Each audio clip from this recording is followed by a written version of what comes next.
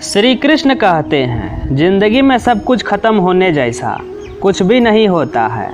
हमेशा एक नई शुरुआत हमारा इंतजार कर रही होती है।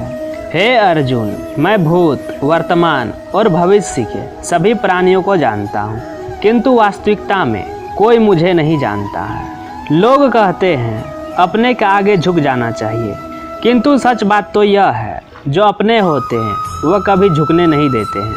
हमेशा छोटी छोटी गलतियों से बचने की कोशिश किया करो, क्योंकि इंसान पहाड़ों से नहीं पत्थरों से ठोकर खाता है। अपनी पीड़ा के लिए संसार को दोष मत दो, अपने मन को समझाओ।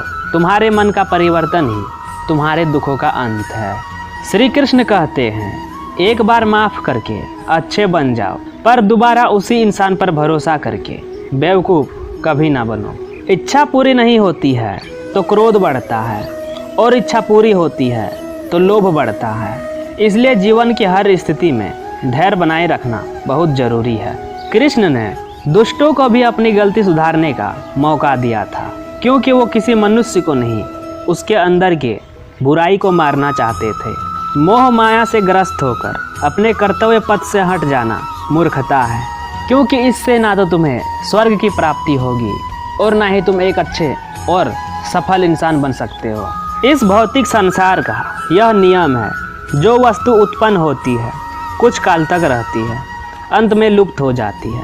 चाहे वो शरीर हो या फिर फल हो, उससे मत डरो जो वास्तविक नहीं है, ना कभी था ना कभी होगा। जो वास्तविक है वो हमेशा था और उसे कभी नष्ट नहीं किया जा सकता है। जन्म लेने वाले के लिए मृत्यु उतनी ही निश्चित है जितना कि मृत होने वाले के लिए जन्म लेना। श्री कृष्ण ने कहा है, अगर तुम्हें किसी ने दुखी किया है तो बुरा मत मानना, क्योंकि लोग उसी पेड़ पर पत्थर मारते हैं जिस पेड़ पर ज़्यादा मीठे फल होते हैं।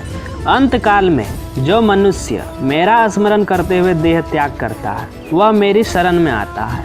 इसलिए मनुष्य को चाहिए कि अंत काल में मेरा चिंतन करे। यह बात सत्य है कि भूल करके इंसान कुछ सीखता है, परंतु इसका मतलब यह नहीं है कि वह जीवन भर भूल करता रहे और कहे कि हम सीख रहे हैं। स्वार्थ से रिश्ते बनाने की कितनी भी कोशिश करें वो कभी नहीं बनते हैं, और प्रेम से बने रिश्ते को कितना भी तोड़ने की कोशिश करें वो कभी नहीं टूटते हैं। आत्मा ना तो कभी जन्म लेती है और ना ही मरती है, और ना ही इसे कभी जलाया जा सकता है, और ना ही इसे पानी में भिगाया जा सकता है। आत्मा अमर और अविनाशी है। यदि व्यक्ति शिक्षा से पहले संस्कार, व्यापार से पहले व्यवहार और भगवान से पहले माता पिता को पहचान ले तो जिंदगी में कभी कोई कठिनाई नहीं आएगी। श्री कृष्ण कहते हैं, जैसे प्राणी अपने पुराने कपड़े को उतार कर फेंक देता है और नए कपड़े को धारण करता है, उसी प्रकार यह आत्मा पुराने शरीर को त्याग करके नया शरीर प्राप्त करती है। हर किसी के अंदर अपनी ताकत और अपनी कमजोरी होती है। मछली जंगल में नहीं दौड़ सकती और शेर पानी में राजा नहीं बन सकता। इसलिए अहमियत सभी को देनी चाहिए। राधे राधे।